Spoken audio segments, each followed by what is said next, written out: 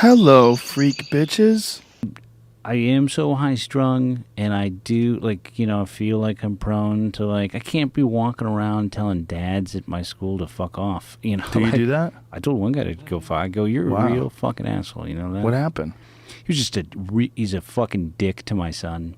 The dad was. He was a basketball coach, and I saw him and I go, hey, you're a real asshole. You know that? Whoa. And because no dads talk to each other like that, and I call this guy an asshole, and I felt bad. I feel fucking bad. I don't want to do it, but I did it, and he's a dick, and everybody knows he's a fucking dick. And well, is he a coach? Hey, he was a coach at a school. Yeah. Is he still there? Or is he done? I think he's done. Yeah, he's done. Yeah, well, there's a lot of people that can't. I mean, the stress of being a comic, right, is one kind of stress. Imagine the stress of dealing with hormonally active 17-year-olds every fucking year. New ones coming in, just chaos. These are much younger. Yeah, okay. This is 14? No, not even that. This Okay. is like being an asshole to an 11-year-old. Oh, well, he's a piece of shit then. Yeah, exactly. Yeah. Well, there's a lot of fucking stress in raising people and teaching kids and dealing with the problems that kids present. Yeah. A lot of people that just... Here's another thing that's going on today. People think they can have a kid and then have careers too, but everyone has a career. The mom has a career, the dad has a career, everybody has a career. And when are you watching the kid? Who's paying attention to the kid? I went to a party, and I've talked about this in the podcast before. This one little kid was just running around hitting everybody and doing. The parents were inside drinking. They were in the party drinking. And the kid's out there with the other kids. And then finally the guy comes out and apologizes. I'm sorry, he's a good kid. I'm like, he's not a good kid. Like, he's hit 3 kids. Yeah. I told him what the kid did. He goes, he never did that. I go, I saw him do that. Watched your son be an asshole. And the guy's like, I said I'm sorry. I'm like, oh my God, I want to kill you. Yep. Like, do you understand? I want to grab your neck and choke the life out of you. Yeah. I'm containing myself, you fucking cunt. Yeah, so I get in the put notes. But I keep it cool. Al Madrigal. I know. How do you do it? I don't know. Because I practice murder on a daily basis. Oh, my God. I just murder a punching bag or I run up hills. I get it out of my system. Bert just told me this story about you exercising such calm, you and Tate, and that guy with his shirt that was trying to get into your hotel room. Oh, yeah. And I would have fucking... I don't know what I would have done. I'm not gonna. That's the other thing. It's like I would just probably. Well, that guy wound up security. being unconscious. Yeah, I mean, Tate put him to sleep, right? Yeah, Tate choked him unconscious, but Tate was nice to him. He could have taken his life. That guy was a real piece of shit. He was a big giant dude. He was like 6'6", and he was a bully. And he thought, because he was so tall, he thought the people were scared of him. But, he fucked with the wrong guy in Tate. First of all, a guy who's been arrested, been around bad people his whole life, been in numerous street fights, was a professional fighter, was on The Ultimate Fighter, was a black belt in jiu-jitsu. I mean, everything was wrong. Mm-hmm. And Tate was trying to be calm with the guy. And the way Tate handled it, like they fought in a hotel lobby right in front of the elevator. And the guy was pounding on his door saying, "You're in my fucking room." Like, the guy was just a cunt. And Tate was like, "Nope, look, my key works here. It's definitely my room." And he shuts the door on me. He goes, "Hey, you fucking faggot. You think you can get away with shutting this fucking door?" He goes, "Open this fucking door. I told you you're in my room." And then we all went outside. It was me and Eddie Bravo and Tate. We're looking at this guy, and we're looking at his friend, and we're trying to figure out how we're going to do this. I'm like, this has to be dealt with. Like, this is not a guy that's going to go away. He was a big, drunk, dumb guy. And Tate decides... the way to handle it is, there's a bunch of words being exchanged. So Tate decides he kicks the guy in the leg, and then he grabs him and pulls him on top of him. So the guy literally has no idea why Tate is doing buckles. This. He kicks his leg, grabs him, and pulls him on top of him, and pulls him into what's called the guard, like in jiu-jitsu, and then wraps him up in something called an omoplata, which is a shoulder lock. So he throws, this is all instantaneous. Kick, pull, whap, throws his shoulder over him. Then the security guards show up. And they go, hey, what the fuck is going on? And I go, relax. I go, everything's going to be fine. He's just going to choke him to sleep. And the security guard goes, Joe Rogan? Are you Joe Rogan? Holy shit, man, what are you doing here? While I said this, he's just going to choke him to sleep, Tate goes, all right, I guess I'm going to choke him to sleep now. So Tate, this is all happening within seconds. Tate sinks a rear naked choke on this guy and just squeezes him unconscious, gets off of him, doesn't hurt the guy at all, doesn't hit him. All he does is kick his leg out from under him, take him down, choke him unconscious. The guy, his friend, picks his friend up, and I go, get your fucking cunt friend and sober him up and get him out of here. And he's lucky nothing happened. And he's like, I'm sorry, man. My friend's a piece of shit. I'm sorry. His friend picks his friend up. The guy's like delirious. They push him in an elevator. Elevator door closes. He disappears from life. Never see him again. That's it. It's the end of it. I take pictures with the fucking security guards. They're smiling. I go, he's fine. I go, he's a drunk asshole. Do you think we should call the cops? I go, no. I go, that guy's humiliated. I go, unless he comes back. If he comes back, he's going to get fucked up.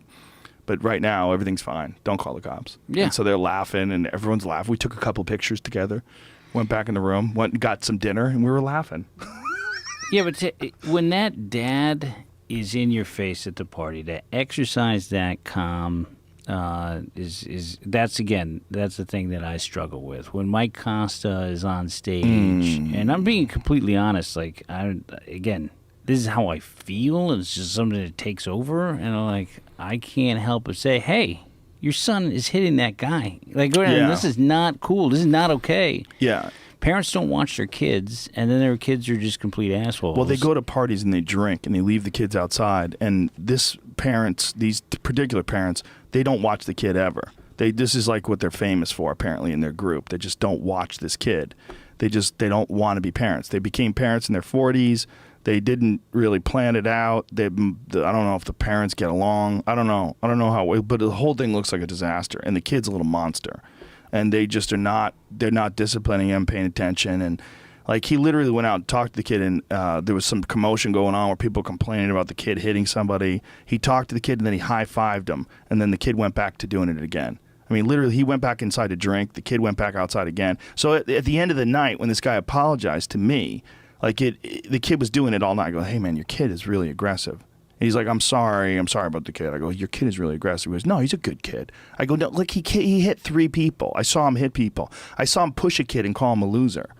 I go, he's fucking 6 and he's doing this. He goes, that never happened. I'm like,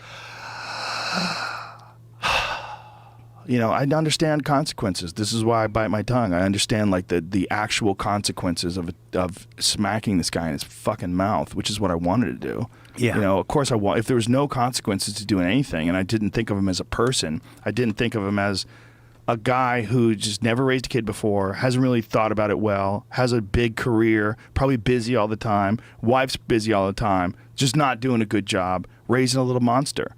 Drinking to try to drown out the fact. Who knows why? Yeah. Drinking because he doesn't like being married, drinking because he doesn't like being a dad, drinking because he doesn't like being sober. Who knows? I don't know. I don't know the guy.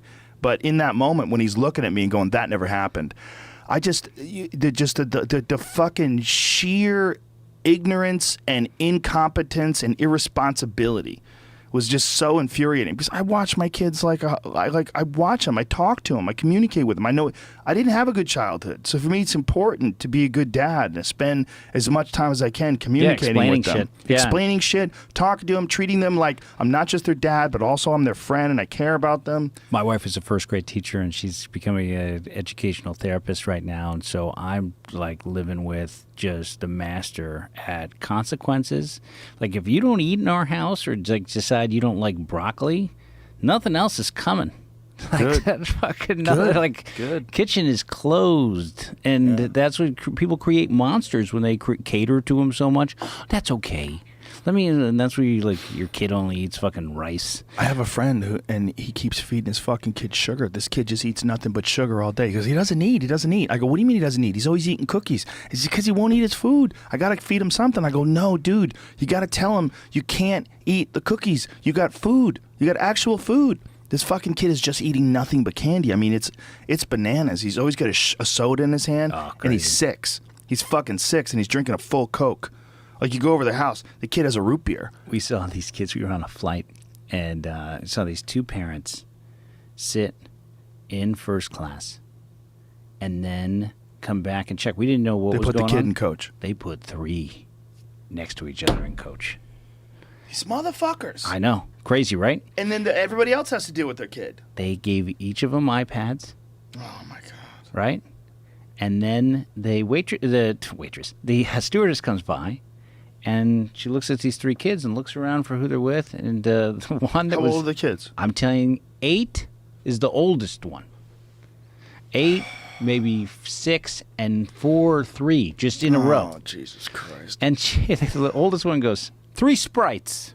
3 Sprites. This is a red eye. This is an overnight flight. They're on iPads like just animals. Just like, don't stop like trying to win something, you know. Right. It's like, and then my wife, we're sort of laughing at first, but everybody in our family wants to go to sleep. Everybody's like exhausted from being out all day. This is a while ago. I'll never be on this flight again. No red eyes for me. That's horrible. Horrible. Ruin They your fuck you up for days. 2 days afterwards, you're fucked. Yeah. Try to do anything in your power to avoid a red eye. Also, try to do everything in your power to avoid if you can fly nonstop. That's what we're 100%. Yep. Yeah. So they get in a fight after a while. The kids start fighting because they're all hopped up on sugar and they've been staring at the screen and so then they start fighting. And I think the mom or the dad hears, or somebody has to tap them. They get up, and me and my wife are like, this is not okay. Just not. Nothing was said because, again, we just want to mind our own business, ideally. Right. Again, ideally, everyone minds their own business. This is a new world, though. This world of electronic babysitters and the world of putting the kids in coach and you go into first class, like ignoring kids. And it's these career people.